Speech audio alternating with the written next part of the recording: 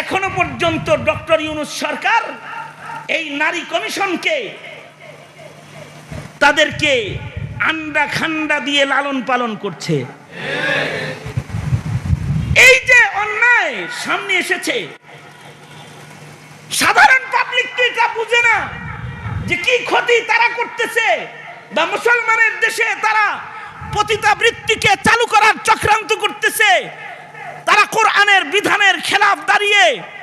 বহুত্ববাদকে প্রতিষ্ঠা করে একাত্মবাদ মিটানোর চক্রান্ত তারা করতেছে। এটা কেউ না বুঝলেও উলামায়ে দ্বীন তারা আশিদ্দাউ আলাল কুফফার, তারা বুঝে ডক্টর ইউনূস যদি তার কমিশনকে বাতিল না করে তো টান দিয়ে তাকেও ক্ষমতা থেকে